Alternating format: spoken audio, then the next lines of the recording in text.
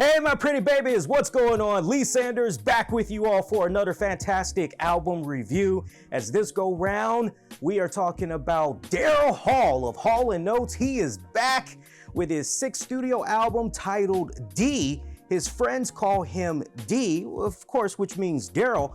And do you notice how I have the name Daryl Hall up here? I actually put that on here. I'll give you guys more about that later on. It actually ties into letting you guys see this autographed version of this album. So look, a lot has happened since Daryl Hall dropped albums, right? 2011's Laughing Down Crying to now, with this album D, he married, y'all gotta follow this one because this is kind of crazy. He got married, but then a few years after being married, got a divorce.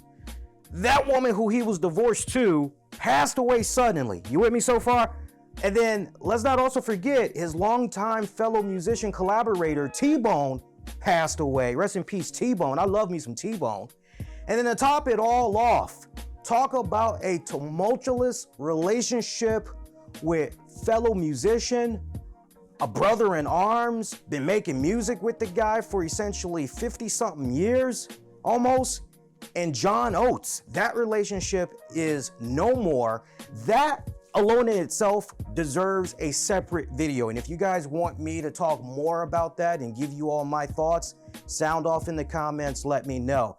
So a lot has happened since Daryl Hall dropped us some new music, okay? Now, it might not be Hall & Notes, but you know what? This album D, as far as I'm concerned, is a fantastic personal and autobiography journey on everything that Daryl Hall has been going through these past several years. This album, we are talking about heartache, we are talking about loss, we're definitely talking about grieving, we're definitely talking about moving forward, starting fresh. All of those things is covered on this album. So I love how this album first opens up.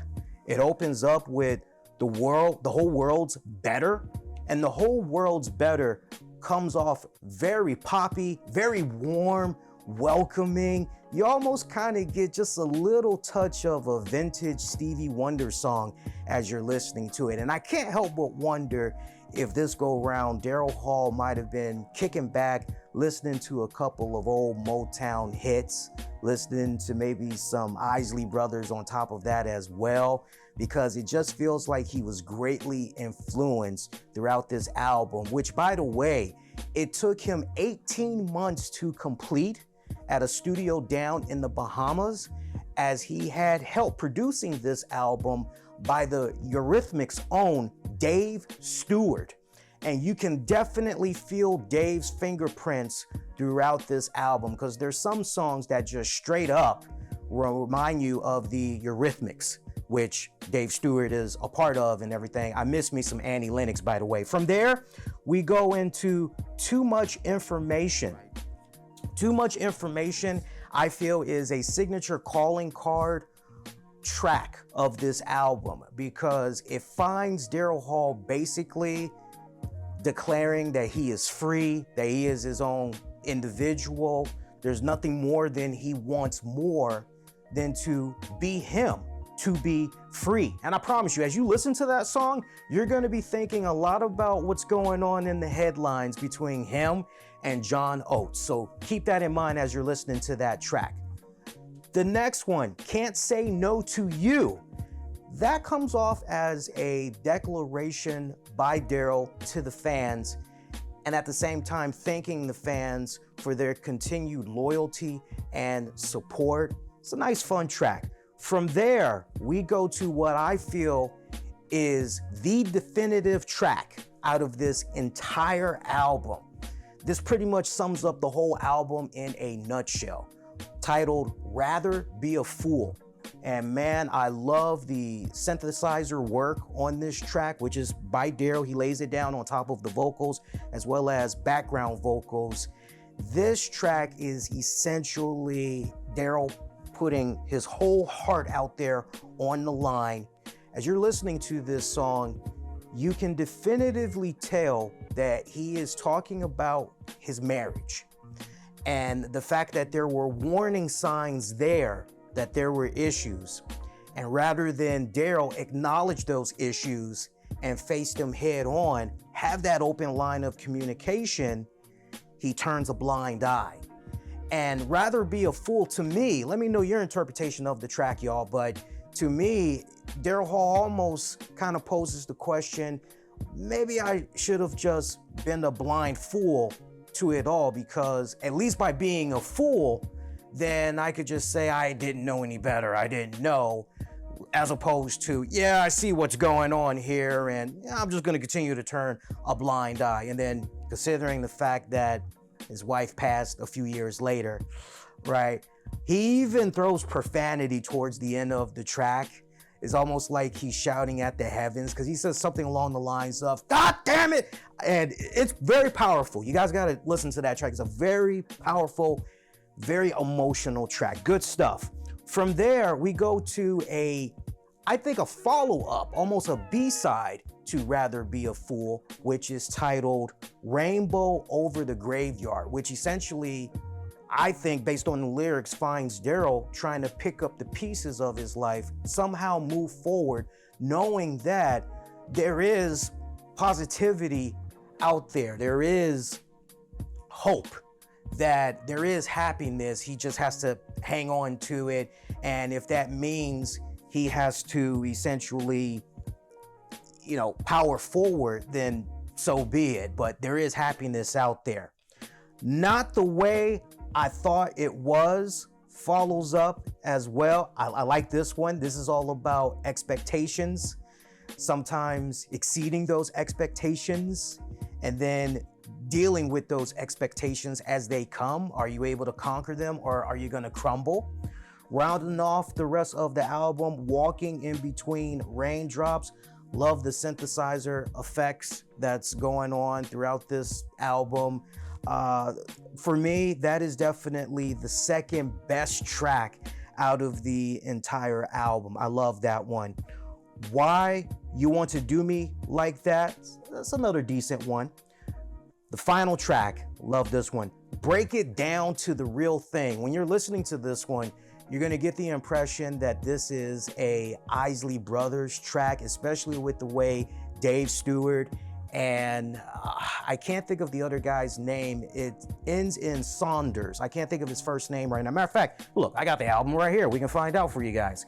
I am talking about Rocky Saunders. I wasn't sure if it was Rocky, but Dave Stewart and Rocky Saunders on this track, they do a phenomenal job laying down the guitar work. It is just straight up funk. I love it. I love it.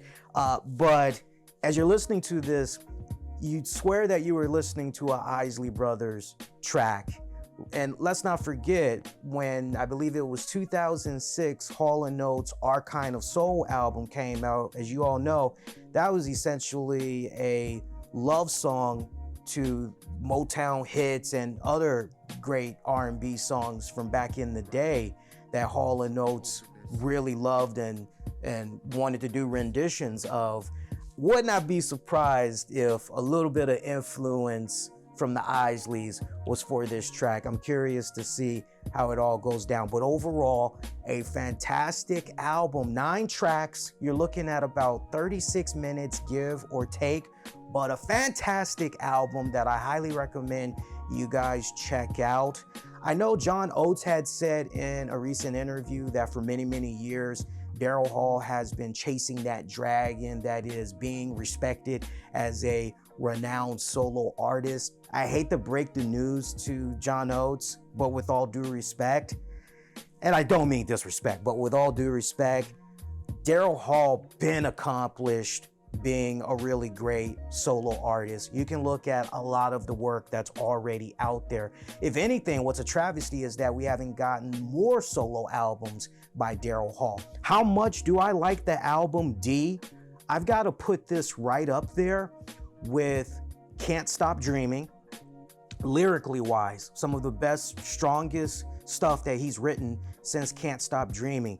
As far as the musical arrangements go and everything, I think it's a great follow-up to what was essentially laid out from Laughing Down Crying. Now, you guys may be interested in seeing if you can get a hold of an autographed copy of this album. I can tell you that as far as CDs goes, directly from Daryl's link, no more. You cannot get a hold of any more signed CDs.